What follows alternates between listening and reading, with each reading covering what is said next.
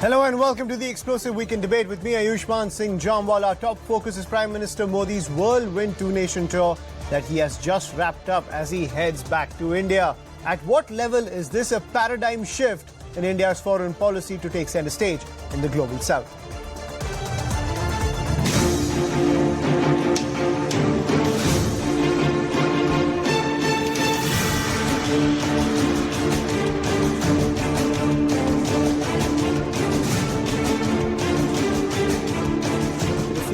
Wise leadership, and for a big country like India, there is a great development in India, and also this reflects that he is always and continuously working there in India, and also it reflects that the wise policies that are being adopted by Prime Minister Modi in bringing coexistence between the various factions, there in India.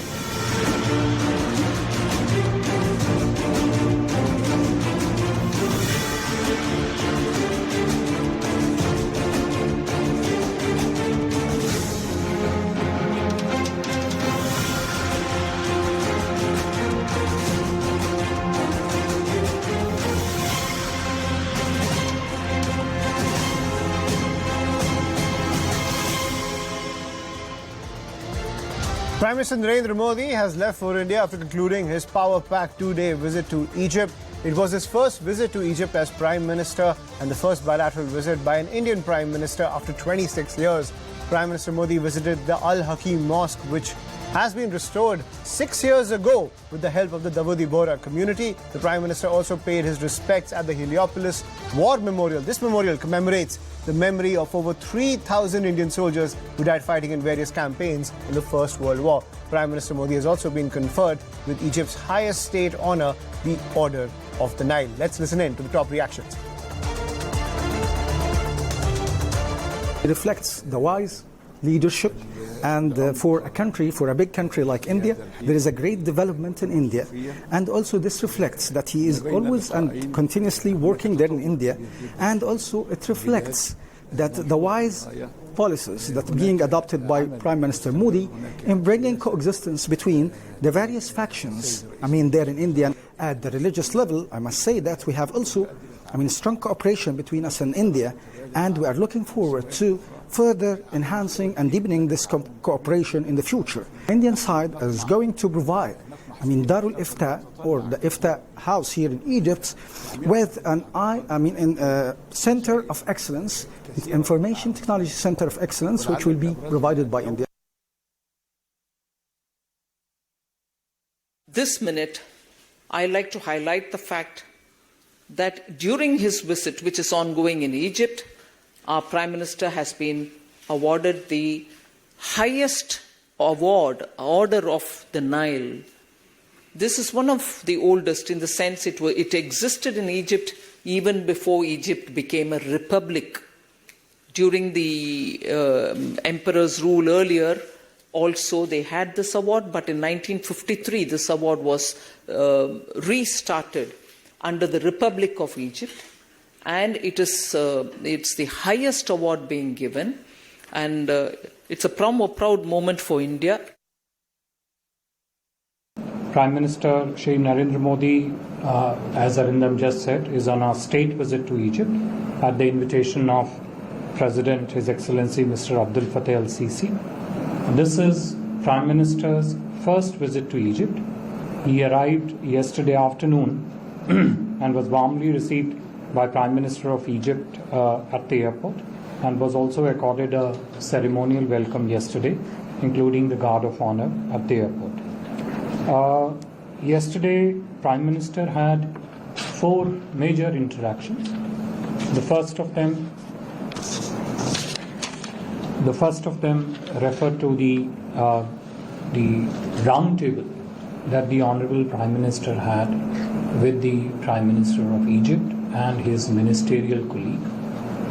This was an extensive set of discussions on following up on different areas of bilateral engagement and cooperation between India and Egypt, principally in economic areas. This included the fields of renewable energy, number 1, information communication technology 2, 3 areas relating to health and agriculture. 4 areas relating to infrastructure partnership wherever required, and other areas of bilateral partnership in terms of what is the current status of that cooperation, and also going forward, what is it that the two countries propose to do. That constituted a major discussion. अभी अगर आप बोलते हैं कि मैं India से हूँ, really आपको पता चलता है कि जो रेस्पेक्ट एंड ये चीज पॉसिबल हुआ है कि जब से आप आए हैं, आपका जो फॉरेन रिलेशन, एक्सटर्नल जो पार्टनर्स के साथ जो एंगेजमेंट आपका है, वो बहुत स्ट्रांगली आप किए हैं, तो ऑटोमेटिकली वैल्यू बढ़ गई. Prime Minister Modi is an unbelievable man, wise, humble, great vision. I found the meeting with him to be informative and educational and inspiring. We have a lot to learn from India's private sector. Under Prime Minister Modi's leadership, the private sector in India grew tremendously in the world of infrastructure and engineering and manufacturing. And these are the sectors that we specialize in. So I had the privilege of having a one-on-one meeting with His Excellency, where he gave me a lot of invaluable insight and advice. And joining me on the broadcast, Ashok Sajjanar, former diplomat, Dr. Vail Awad, senior journalist, and Professor Madhav Nalapa, geopolitical analyst.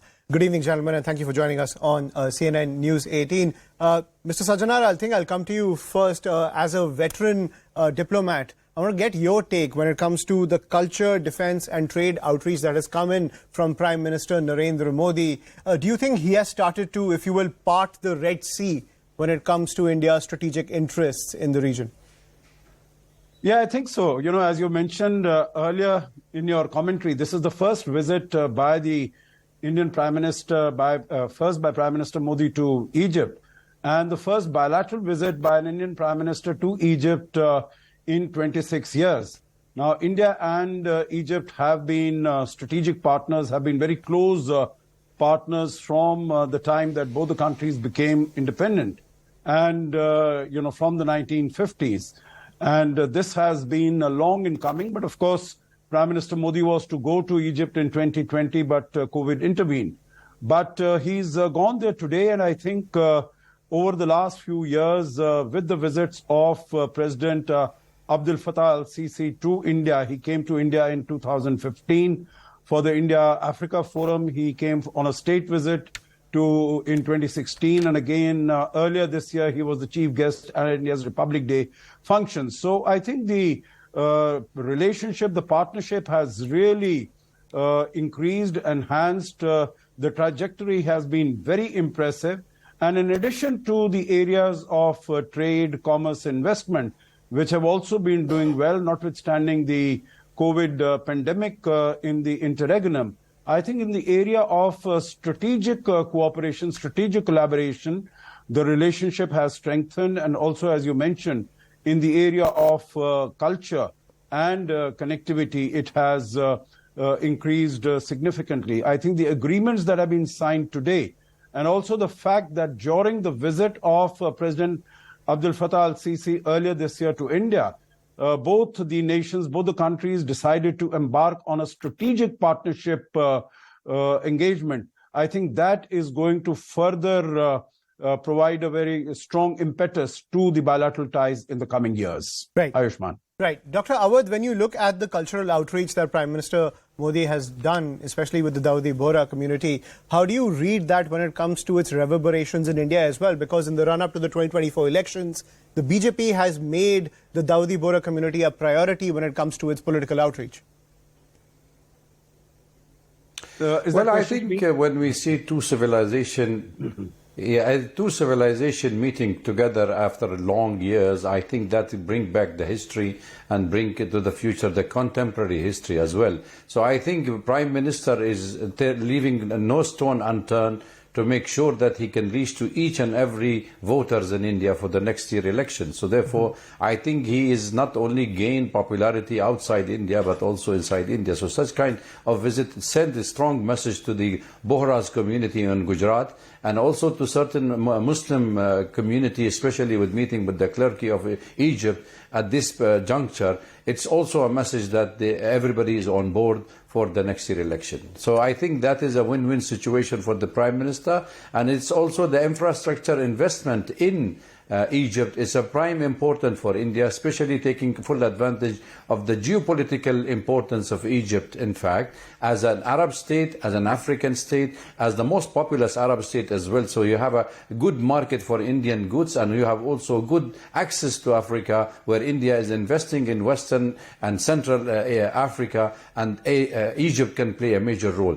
Taking also in consideration India's interest of expanding its influence in this part of the world, and access to Europe through the Suez Canal, where India can do a large investment in the Suez Canal. If it gets an economical zone within that area, I think it is a very significant visit, not only for the private sector, but also for the public sector, and for India and Egyptian people, where mutual understanding and benefit would be for both the nations. Absolutely. Professor Nalapat, I want to come to that point when it comes to this outreach, where this Naya Bharat push is coming into Egypt, where Prime Minister Modi is pushing that defense agenda, that Atmanirbhar defense agenda into Egypt as well, because HAL is talking about giving the Tejas fighter jets, the light combat helicopter, and also setting up production lines inside Egypt. When it comes to being a defense exporter, for India, how big a paradigm shift is this?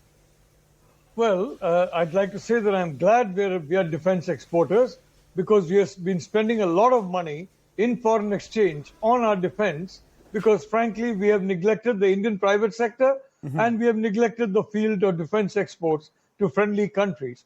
Prime Minister Modi's visit is a clear evidence of the fact that India will not confine its hinterland to what is called South Asia.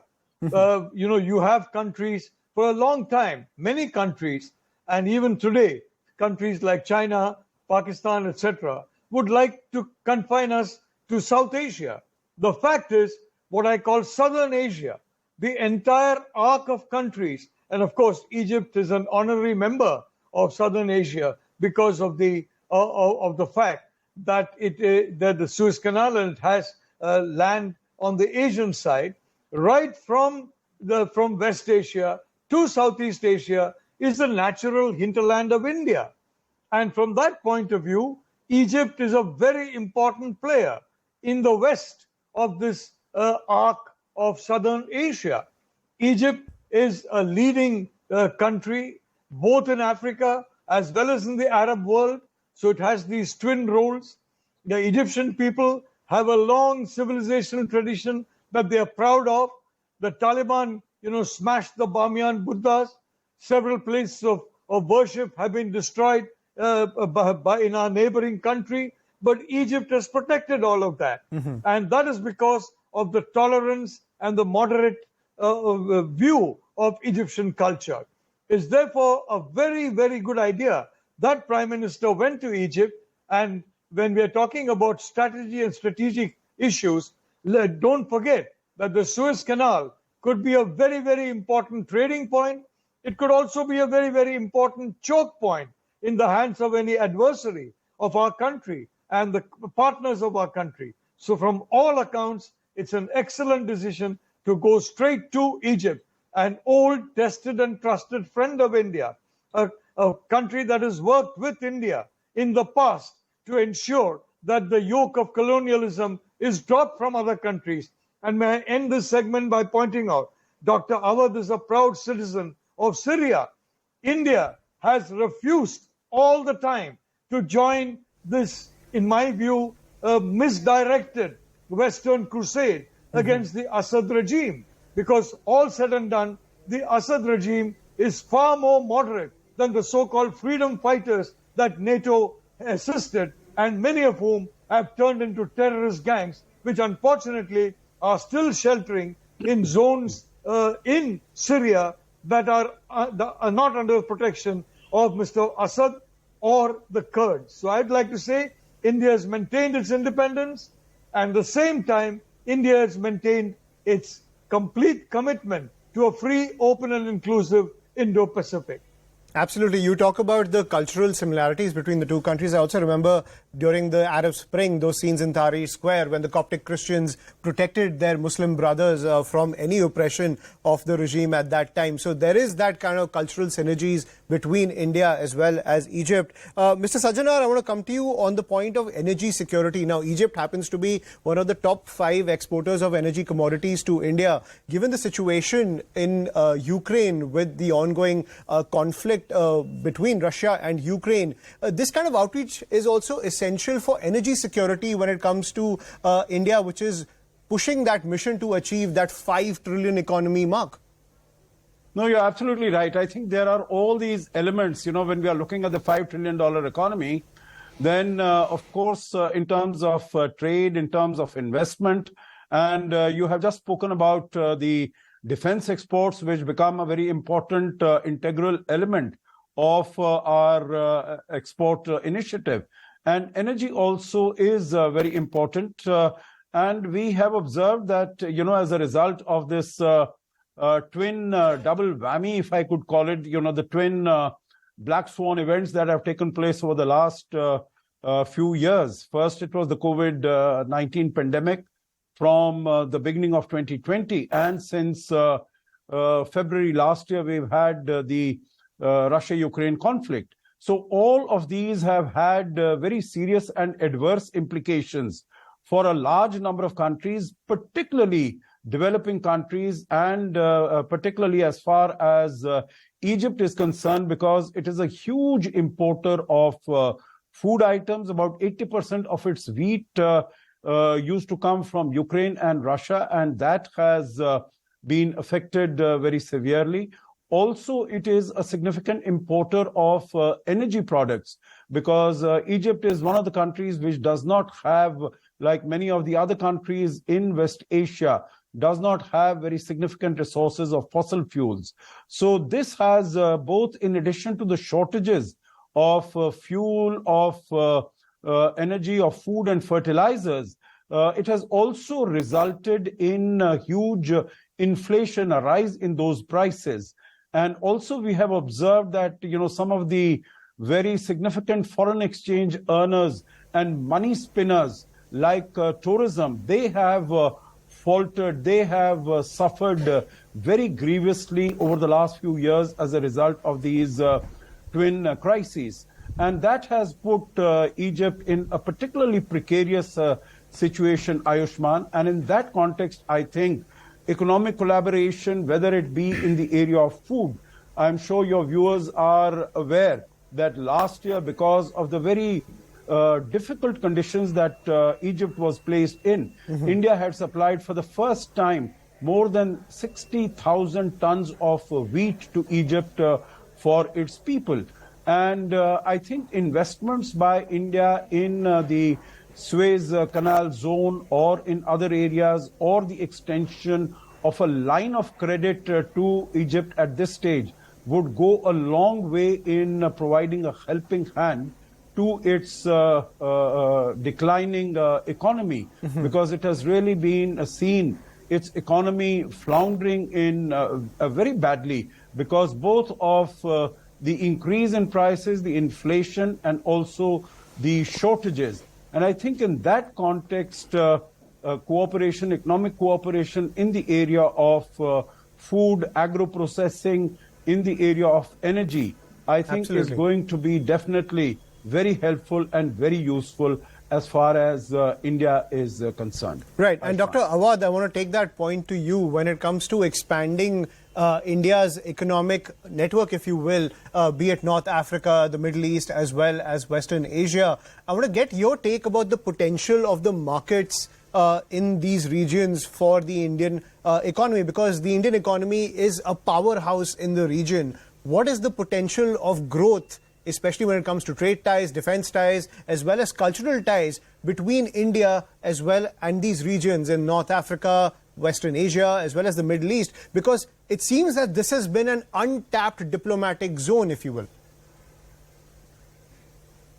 And absolutely, I think it's very strong and very promising, especially India involvement in the GCC, the Gulf countries, where you have more than 8 million Indian residing there, and more than 14 million Indian annually are present there, with more than $73 billion as a revenue coming to India. That's one of the aspects. The second aspect also, with India woke up quite late to invest in Africa, and I think to see the Indian involvement in Africa now, whether it is in Egypt, whether it is in the Western or Central Africa, whether it is in Ethiopia, and where also there's a huge investment of India, and in Sudan, all these fall on the line where India is looking for access to market in those areas and for investment. India now having the capital to invest in the infrastructure in these countries, and also to benefit where the Indian goods can be sold easily. So therefore, if we look at India as an alternative to the BRI of the Chinese initiatives, of the Road and Belt Road initiatives, I think India would play a major role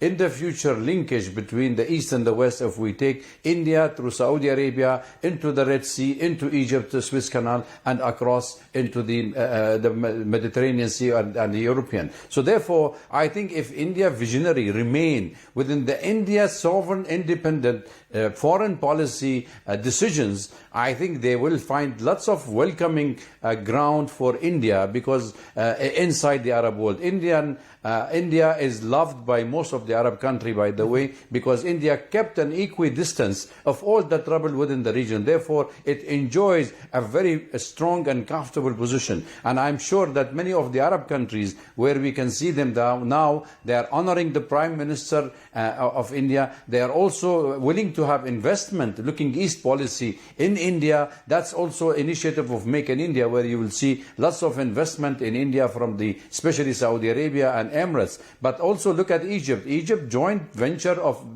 military production will benefit India and Egypt in many ways. Why? Because they are the eastern wide Soviet Union goods, which has been arms which have been produced earlier. So therefore, it can supply lines not only to Africa, but because we are witnessing many zones of wars now, it could be also a kind of a significant arms supplier to all these countries. So I think there is a wider perspective to see at this bilateral relation, and we should always look at it from the prism of India-Arab relation. If that is the way how to cement it, I think we are in the right track. Right. And Professor Nalapat, I'll give you the final word. One thing I really want to touch upon is the diaspora and how they welcome Prime Minister Modi, how he always gets this rock star reception to whichever foreign nation that he goes.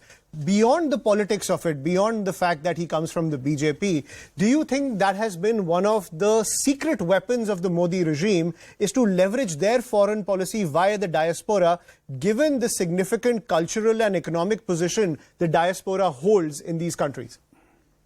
Look, Prime Minister Modi has scripted a foreign policy that integrates India not just into the global south, but into the entire country. And from that point of view, we can see that he's speaking on behalf of the global south. Egypt is a part of the global south. We are a part of the global south.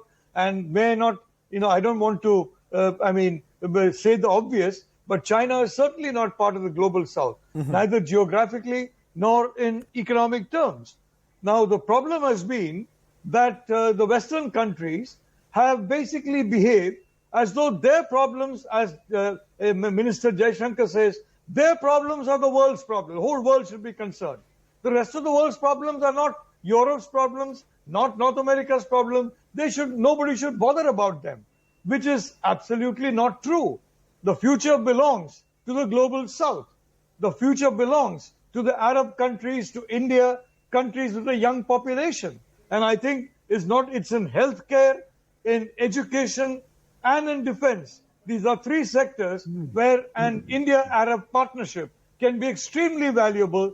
And when we look back at the past, in Narasimha Rao's Look East policy, Singapore did a lot to ensure that India got integrated in a way into ASEAN. Egypt can play that same role because of the deep linkages that the Egyptian people and the Indian people share, civilizationally, in terms of mutual respect, and in terms of the historical record when India and Egypt have worked together for the global south, worked against decolonization, and are now working towards a genuinely multipolar world order. I think these are among the reasons why Prime Minister Modi decided that rather than come straight back to India after a very successful state visit to the US, he would stop over in this hugely important country. This country that is both important in Africa as well as in the Arab world and Southern Asia in general, and stop over there and show the friendship that the people of India have for the Egyptian people. Don't forget, in any democracy, the people count. You can have you can have problems with governments. We have had that in the United States for quite some time in the past. But our people were very close, and that ensured we remain closer. It's very, very important to have a strong people-to-people connect, and this is something that Narendra Modi has kept in mind from the very beginning. Absolutely. Which is why he has made people-to-people contacts. It's not just the diaspora, but the people of the country in general. He has made that a very clear priority in his foreign policy. Right. I think we'll leave it at that. Thank you so much for joining us on the broadcast and for this riveting conversation on this new paradigm in India's foreign policy. Ashok Sajjanar, Dr. Vail Awadh and Professor Madhav Nalapa. Thank you so much for joining us on this special broadcast. That's all we have to pack in on the show. Thank you for watching.